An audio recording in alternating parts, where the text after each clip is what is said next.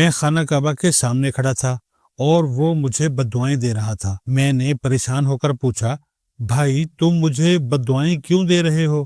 میں نے تمہارا کیا بگاڑا ہے؟ اس نے میری طرف دیکھا اور پھر خانہ کعبہ کی طرف دیکھ کر بولا، میں جب بھی یہاں آتا ہوں تو میں پہلے سب پاکستانیوں کے لیے بددعا کرتا ہوں۔ تم بھی پاکستانی ہو، لہٰذا اللہ تمہیں بھی کرے۔ میں دکھی ہو گیا، اپنے گناہوں کی معافی مانگی اور جا کر برآمدے میں بیٹھ گیا۔ وہ جب دعا کے بعد برآمدے کی طرف آیا تو میں اٹھا اور زبردستی اس سے بغل گیر ہو گیا۔ وہ اپنا آپ اسے چھڑاتا رہا لیکن میں نے اسے دبوچ رکھا تھا۔ میں اس سے معافی بھی مانگ رہا تھا اور ساتھ ساتھ پوچھ رہا تھا، بھائی تم مجھ سے کیوں ناراض ہو؟ وہ چھڑانے کی کوشش کرتا رہا مگر میری گرفت زیادہ مضبوط تھی۔ بہرحال وہ تھک گیا، اس کا سانس چڑھ گیا۔ اس نے ہاتھ کے اشارے سے نیچے بیٹھنے کا اشارہ کیا۔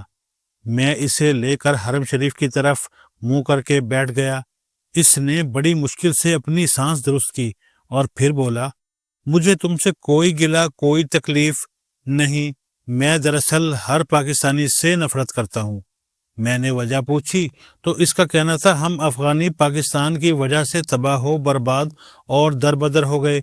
افغانستان اگر آج قبرستان ہے تو اس کا واحد ذمہ دار پاکستان ہے۔ افغانستان ایک ماڈرن اور نارمل ملک تھا، ہم امن سے رہ رہے تھے، لیکن پھر تم لوگوں نے برہان الدین ربانی اور گلبدین حکمت یار جیسے لوگوں کو پناہ اور ٹریننگ دی اور پھر افغانستان میں خانہ جنگی شروع ہو گئی۔ یہ خانہ جنگی دیکھتے ہی دیکھتے سوویت یونین اور امریکہ کی جنگ میں تبدیل ہو گئی اور اس نے ہنستے کھیلتے ماڈرن ملک کو ملبے کا ڈھیر بنا دیا۔ وہ رکا، لمبی سانس لی اور پھر بولا، یہ جنگ ختم ہوئی تو تم لوگوں نے طالبان بھجوا دیے۔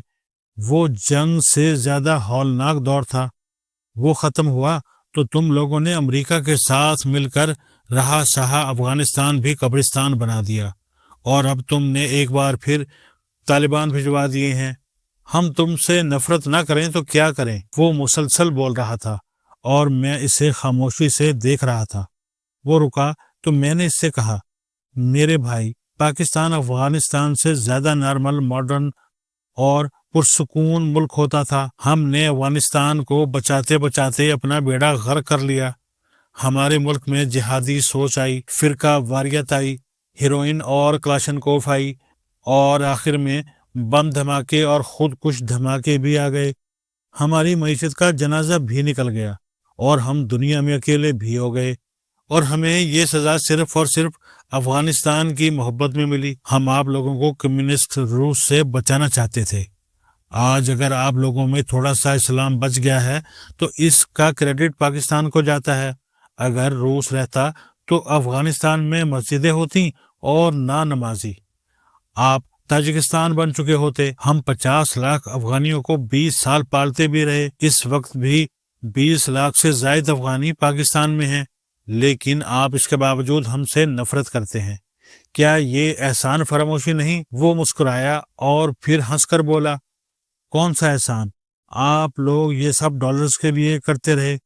1980 کی دہائی میں ڈالر لیے، پھر 1996 کی دہائی میں ڈالر لیے، پھر 2001 میں ڈالر لیے اور اب ایک بار پھر ڈالرز کی تیاری کر رہے ہیں۔ میں آپ کی عزت کیوں کروں؟ یہ سن کر میری برداشت جواب دے گئی۔ میں اٹھا اور چپ چاپ حرم شریف سے نکل گیا جبکہ وہ مجھے مسلسل تانے دیتا رہا۔ یہ واقعہ میرے ایک جاننے والے کے ساتھ چند دن قبل پیش آیا۔ وہ اس پر بہت دکھی تھا۔ میں نے یہ سن کر اسے تسلی دی اور اس کے بعد اسے مشورہ دیا، تم کسی فیصلے پر پہنچنے سے قبل تاریخ کا مطالعہ ضرور کرو، تم چند لمحوں میں وجوہات سمجھ جاؤ گے۔ وہ حیران ہو کر بولا، کیسے؟ میں نے عرض کیا، پاکستان کے موجودہ علاقوں اور ہندوستان میں ہزاروں سال سے سینٹرل ایشین حملہ آور ہوتے رہے۔ افغانستان کے راستے یہاں آرین بھی آئے، ہن بھی اور منگول بھی۔ ان کے بعد ایرانی اور افغانی لگاتار آتے رہے۔ محمود غزنوی ہو، شہاب الدین غوری ہو، نادر شاہ درانی ہو یا پھر احمد شاہ ابدالی ہو، یہ سب افغانی نادر شاہ کے علاوہ تھے۔ لہٰذا پاکستان اور ہندوستان پر حملہ افغانیوں کا ڈی این اے ہے۔ یہ لوگ پہلے لشکر کی شکل میں ہم پر حملہ آور ہوتے تھے اور اب یہ خود کش حملوں اور نفرت کی شکل میں حملہ آور ہیں۔ دور کوئی بھی ہو، انہیں جہاں بھی ہم نظر آئیں گے یہ ہم پر حملہ کریں گے۔ دوسرا، ہم ہزاروں سال سے افغانوں کی مہمان نوازی کر رہے ہیں، یہ ہمارا ڈی این اے ہے۔ اور تیسرا، بر صغیر کا مزاج دفاعی ہے، ہم پر ہزاروں سال سے حملے ہو رہے ہیں، چنانچہ ہمارا ڈی این اے دفاعی ہو گیا ہے۔ ہم صرف اپنے آپ کو بچاتے ہیں، ہم کبھی کسی پر حملہ نہیں کرتے۔ ہماری لڑائیاں بھی ذاتی اور مقامی ہوتی ہیں، جاٹ راجپوتوں سے لڑ پڑتے ہیں اور راجپوت ایک دوسرے کے سر کھول دیتے ہیں، اور بس۔ آپ دیکھ لیں، پاکستان اور بھارت بھی پچھلے 76 برسوں سے ایک دوسرے سے لڑ رہے ہیں۔ ہماری لڑائی کبھی ہندوستان سے باہر نہیں گئی۔ بھارت بھی اتنی بڑی طاقت ہونے کے باوجود آج تک چین سے نہیں لڑ سکا، اور ہم افغانوں اور ایرانیوں سے نہیں۔ ہم جب بھی لڑیں گے انڈیا سے لڑیں گے، اور انڈیا بھی جب پنگا کرے گا یہ پاکستان سے کرے گا۔ سرحد سے نکل کر یہ بھی چین میں چھیڑ چھاڑ نہیں کرے گا۔ جارحیت افغانوں کا ڈی این اے ہے، اور افغانیوں سے مار کھانا پاکستانیوں کا۔ چنانچہ چپ چاپ برداشت کرو۔ یہ آج کا ایشو نہیں، یہ صدیوں کی لڑائی ہے، اور یہ صدیوں تک چلے گی۔ وہ حیرت سے میری طرف دیکھتا رہا۔ میں نے اس کے بعد عرض کیا، اور احسان فراموشی اور محسن کشی بھی افغانوں کے ڈی این اے میں ہے۔ آپ تاریخ میں دیکھ لیں، جس ملک، قوم اور گروپ نے ان پر احسان کیا، افغانوں نے نفرت، دشمنی اور ظلم سے اس کا بدلہ دیا۔ روس 20 سال افغانوں کو پالتا رہا، اسے اس کا کیا صلہ ملا؟ امریکہ نے 12 سال افغان جہاد کے لیے رقم، اسلحہ اور سفارتی مدد دی، اسے کیا ملا؟ یہ 2001 میں ایک بار پھر افغانستان آیا، 20 سال اس نے کھربوں ڈالر افغانی تنور میں جھونکے، پورا ملک دوبارہ بنایا، افغانستان کو سڑکوں سے لے کر آرمی تک بنا کر دی، لیکن اسے کیا ملا؟ پاکستان نے بھی ہر دور میں افغانوں کی مدد کی۔ برہان الدین ربانی اور حکمت یار سے لے کر طالبان کی موجودہ قیادت تک تمام افغان لیڈر پاکستان میں رہے، یہاں شادیاں کی، جائیدادیں بنائیں، سرکاری گاڑیوں میں سفر کیا، اور پاکستانی پاسپورٹ استعمال کیے۔ ہم نے ان کے لیے پوری دنیا کی مخالفت بھی برداشت کی، لیکن ہر دور میں ہمیں نفرت اور حقارت کے سوا کچھ نہیں ملا۔